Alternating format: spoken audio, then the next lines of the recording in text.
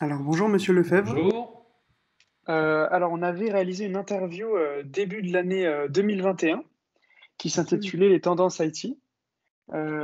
Et donc l'objectif en fait de cette entrevue aujourd'hui va être de constater un peu, étant donné qu'on est au milieu de l'année, de constater un peu les avancées et les avancées principalement de ces prédictions. Et oui, c'est une bonne idée de faire un peu une review à mi-parcours, voir ce qui était là où on avait tapé dans le juste et là où on s'est planté, parce que ça arrive tout le temps. Très bien. Alors du coup on va commencer par parler un peu de tout ce qui était l'automne de l'IA, qui a été quand Mhm. même une grosse partie de votre présentation. Donc, de votre point de vue, en fait, vous pensiez que l'IA allait se pencher vers un certain déclin ou une entrée dans une phase un peu normale de maturité. Ouais, alors, bon, initialement, il y a 2 ans, moi je parlais d'hiver de l'IA, puisque dans l'informatique, tout est cyclique. Et donc, on a déjà connu ça dans les années 80, au milieu des années 80, où il y a eu un gros boom de l'IA avec les systèmes experts. Et puis finalement, tout cela s'est terminé assez mal et assez rapidement. Et on est rentré à nouveau dans une période qu'on a appelée l'hiver de l'IA. C'était la seconde, peut-être même la troisième de son histoire. Et là, je pensais qu'on allait connaître ça aussi. Mais il s'avère que c'est plutôt un automne, c'est-à-dire que ce n'est pas aussi sévère qu'un hiver, mais il y a quand même ralentissement, les médias en parlent moins. Et puis, on constate des éléments très concrets. Par exemple, IBM, qui était très optimiste, qui mettait en avant le fait qu'ils allaient gagner beaucoup d'argent avec Watson, qu'ils avaient créé une filiale spécialisée qui s'appelait Watson Wealth, Health, je me rappelle plus, enfin bref, ça a un peu d'importance, pour commercialiser leur fameux logiciel auprès des centres de santé américains. Ben, ils viennent de fermer cette filiale. Alors, il y a plein d'articles qui paraissent pour expliquer pourquoi IBM s'est planté là-dessus. Alors, il y a les habituelles erreurs de management des grosses boîtes comme IBM, mais la vérité, c'est qu'ils n'ont pas réussi à trouver le marché parce que le logiciel s'est pas avéré suffisamment performant pour faire la différence. Donc, c'est un peu le drame du machine learning d'aujourd'hui, c'est qu'on en parle beaucoup, on le met très en avant pour décrire son potentiel, mais en termes de réussite concrète, on a beaucoup plus de mal et on s'aperçoit qu'en gros, il y a deux cas de figure, c'est des domaines très stables sur lesquels on a beaucoup de recul et sur lesquels les systèmes de machine learning, deep learning, etc., peuvent faire la différence, peuvent apporter une surperformance par rapport aux opérateurs humains. Mais pour le moment, ça ne s'est pas encore traduit véritablement par des commercialisations fortes. Ça, ce serait un signe de réussite incontestable, mais ça n'arrive pas. On l'attend encore. Et puis les autres domaines, beaucoup plus complexes, où on s'aperçoit qu'il va être difficile finalement de faire vraiment la différence, que toutes les promesses qu'on nous a racontées pendant toutes ces années, eh bien, étaient difficiles à tenir. Alors l'exemple qu'on met continuellement en avant, mais parce que c'est un bon marqueur, ça permet de retracer comment tout cela évolue, c'est les voitures autonomes. Les voitures autonomes, pour le moment, on constate qu'on est toujours en train de patiner. On constate que on est en phase de test et que ces tests se passent pas aussi bien que ce qu'on voudrait. Récemment, c'est Waymo à Phoenix, Arizona, qui la voiture s'est retrouvée bloquée tout simplement parce que des travailleurs sur le bord de la route avaient mis des cônes et le système ne savait pas comment interpréter ça. Donc on n'est pas rentré dans un hiver de l'IA, mais incontestablement, on a des éléments qui laissent penser qu'on est dans l'automne de l'IA. De ton point de vue, du coup, ça a été un peu quelque chose d'innovant sur laquelle, une situation innovante sur laquelle l'entreprise s'est jetée et que ça manquait clairement de maturité pour en faire un business rentable et intéressant pour le moment, quoi. Bah oui, avec IBM, c'est vraiment un cas d'école. Ils ont voulu être les premiers et profiter de l'allant médiatique autour du machine learning. Mais en informatique, on sait bien que ce qui compte, c'est pas d'être le premier, c'est d'être le premier à faire bien. Et pour ça, il faut une maturité de tout l'environnement que, incontestablement, en IA, on n'a pas encore atteint. Ça viendra sans doute, ça viendra pour certains domaines, pas pour tout. C'est absurde de vouloir généraliser, de dire, de toute façon, à chaque fois qu'on dit ce sera tout pour tout le monde et ça va tout changer, on sait qu'on dit une connerie. Donc bah, là, c'est le cas. D'accord, très bien. OK. Vous aviez aussi, étudié la question de la sécurité et qui semblait être un énorme challenge pour cette année à venir. Est-ce que, il y a eu des événements, il y a eu certains changements? Quel est votre point de vue maintenant, sur ce sujet de la sécurité? Bon, c'est plus que jamais l'année de la sécurité.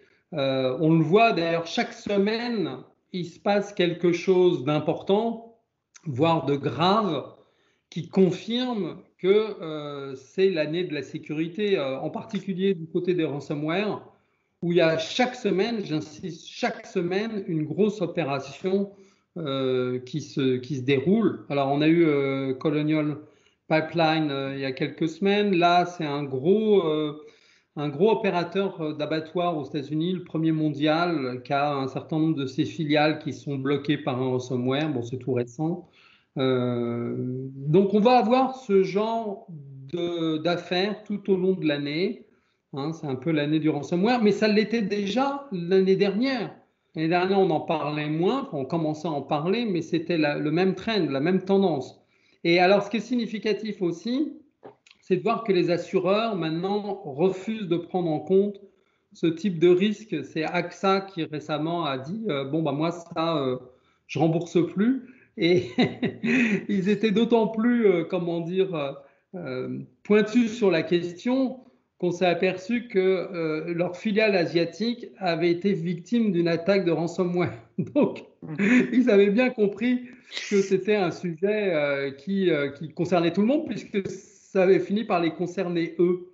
Donc là, bien sûr, ils se sont dit, bon, bah là, ça suffit, on n'assure plus. Donc oui, c'est incontestablement l'année de la sécurité. Tout ce qui s'est déroulé depuis le début de l'année, y compris l'incident d'OVH, montre que la sécurité, les plans de reprise après incident, après désastre, etc., c'est des choses sur lesquelles on ne peut plus faire l'impasse, sur lesquelles on est obligé maintenant d'être sérieux. Donc là, c'est incontestable que c'est une tendance lourde et qui montre ses effets semaine après semaine. D'accord, OK. Bon, par ce sujet, je pense que les prédictions étaient totalement justes et qu'elles se prouvent par de nombreux événements récents.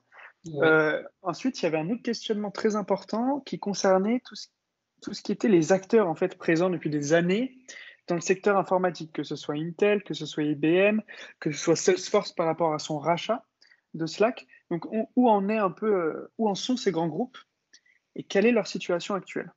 Alors, on va parler de deux exemples parce que l'actualité, justement, les concerne. IBM, on vient déjà un peu d'évoquer. Ils ont fini par fermer leur filiale spécialisée dans l'IA, mais en fait, c'était simplement la conclusion de quelque chose qui était en germe. Par contre, le cas d'Intel est vraiment très intéressant.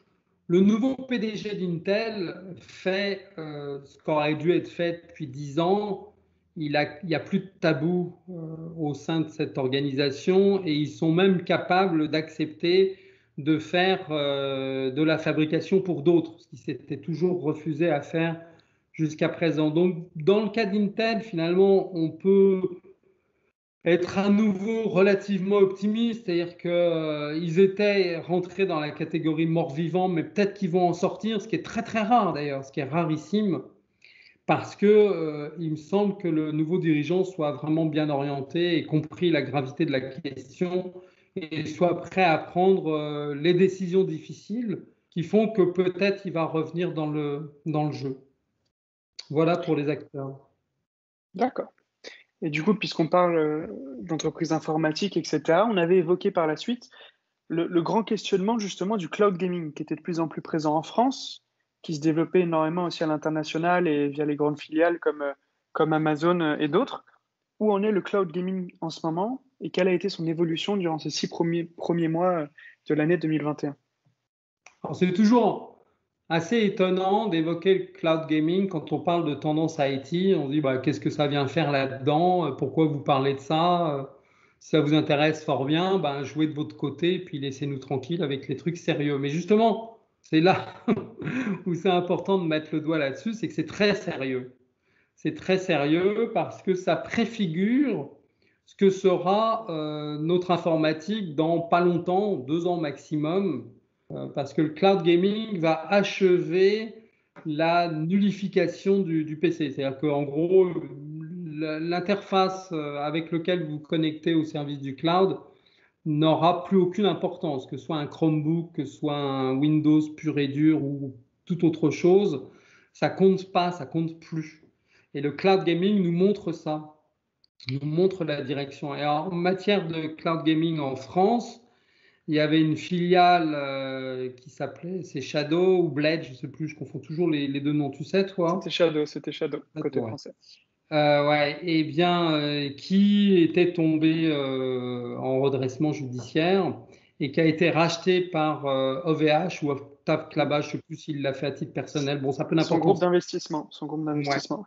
Et il a été assez malin pour comprendre que ça avait de la valeur et que surtout c'était l'avenir. C'est-à-dire que dans quelques années, on va louer sa capacité à être un visionnaire, à avoir racheté ça au bon moment pour pas cher et que maintenant c'est valorisé N fois, etc., etc. Parce que lui, il sait bien comment va évoluer justement les services cloud et il sait bien que le modèle mis en avant par le cloud gaming va en fait être généralisé après à tous les usages.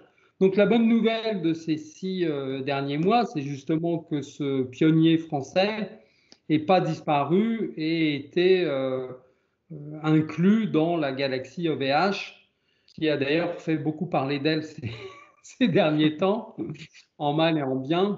Mais là, au moins, cet épisode, c'était important que ça disparaisse pas.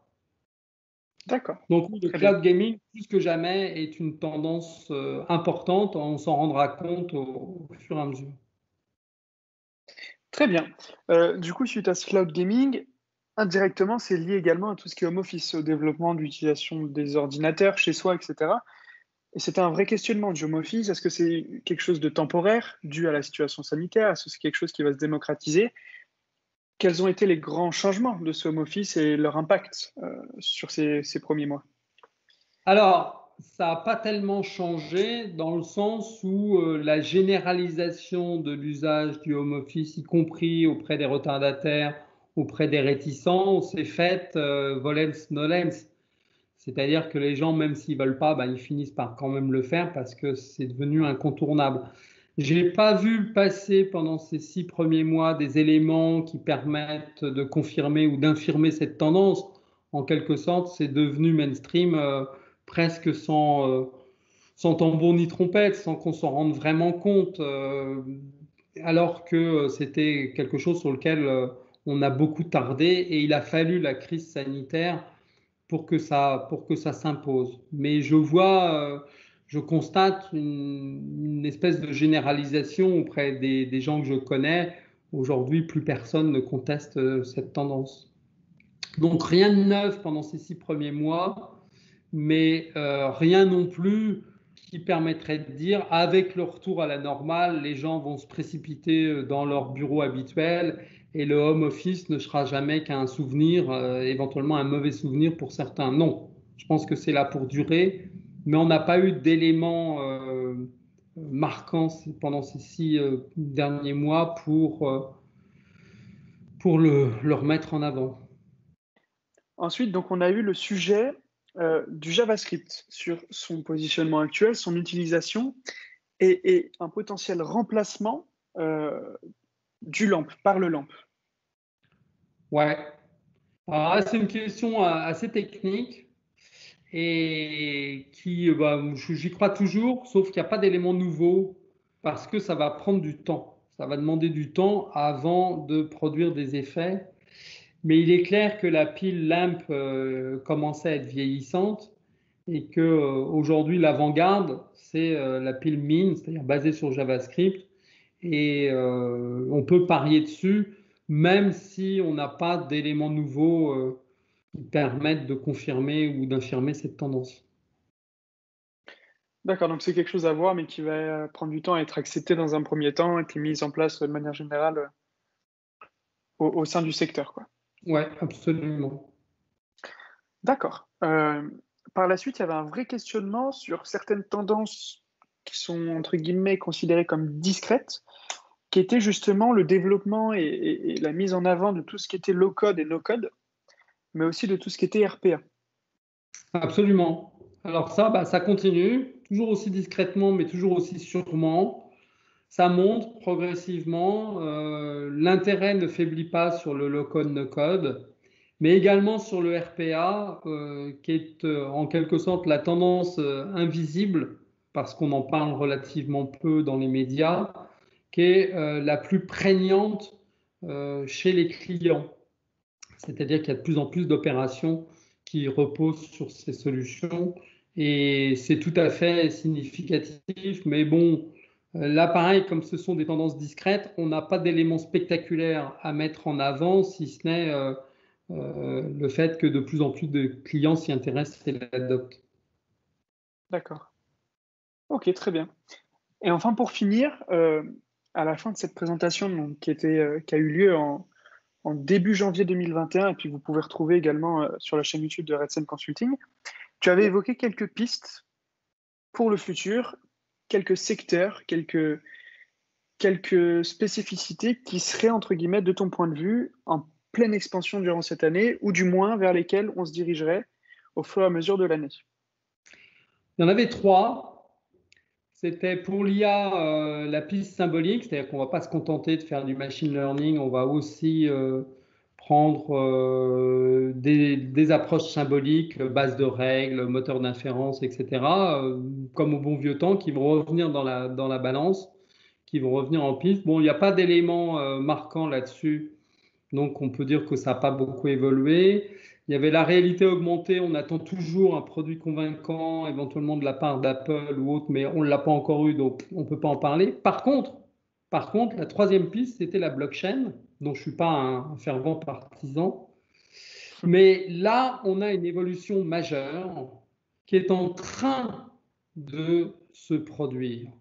C'est dans le cadre de la blockchain, pour les validations de transactions, c'est remplacer la preuve de travail par la preuve d'enjeu. Et sans jeu de mots, c'est un enjeu gigantesque parce que on voit bien que le principe de la preuve de travail, c'est-à-dire comment dire, les fermes de serveurs qui font du minage de Bitcoin et autres, et c'est un domaine que toi tu connais bien, que tu as éprouvé, tu es un pionnier là-dedans, donc tu vois de quoi je parle, qui a beaucoup évolué depuis le temps où tu le faisais. Maintenant, par exemple, on dit que les fermes de minage en Chine consomment autant d'électricité que l'Italie tout entière. Donc ça commence à peser. Et alors justement, il y a une autre approche qu'on appelait la preuve d'enjeu, qui est mise en avant par Ethereum. Et en ce moment, Ethereum est justement en train de basculer sur cette preuve d'enjeu plutôt que cette preuve de travail. Et c'est une évolution majeure qui a beaucoup d'importance parce que ça va rendre la blockchain plus acceptable dans le cadre de notre époque et des préoccupations de faut arrêter les gaspillages absurdes. Donc là, on a une piste qui se révèle parmi les trois que j'avais évoqués, et c'est le domaine de la blockchain et de tout ce qui tourne autour de la blockchain. Le changement majeur dans le cadre de la blockchain, le passage de la preuve d'enjeu, de la preuve de travail à la preuve d'enjeu, je vais y arriver, est un élément qui va dans le sens de ce qu'on évoquait dans la chronique qu'on a fait paraître récemment, à travers tout ce qui était autour de la crypto. Donc, on parlait de NFT, etc., mais on parlait surtout de défis, Decentralized Finance. Et là aussi, si on a une blockchain, principalement Ethereum, qui marche de mieux en mieux et qui gaspille de moins en moins, c'est clair que ça va être un élément accélérateur pour cette tendance. Donc voilà sur les pistes du futur. Eh ben, écoutez, merci beaucoup pour ce constat un peu de ces différentes prédictions et puis ces différentes avancées.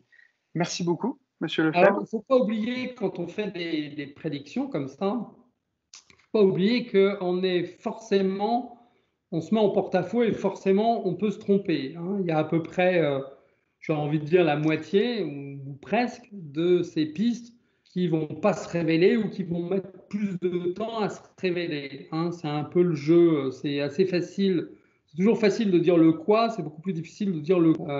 Mais justement, c'est ça qui était intéressant dans cette revue à mi-parcours, c'est dans ces différentes pistes, il n'y en a aucune qui sont absurdes, quelles sont celles qui, pendant ces 6 mois, ont envoyé des signaux qui permettent de savoir si c'est sérieux, si c'est pour tout de suite, si c'est solide ou s'il faut encore attendre.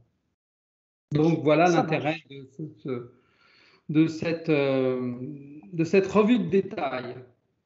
Ça marche. Eh bien, écoutez, merci beaucoup. Merci Euh, Arthur.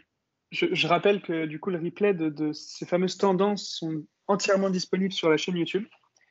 Et puis, n'hésitez pas à aller suivre le compte de Monsieur Lefebvre, Alain sur LinkedIn, et puis sinon le compte de Redsen Consulting également sur les différents réseaux. Merci beaucoup, Alain. Et puis, je te Merci souhaite une Arthur. excellente journée. Au À revoir. très bientôt.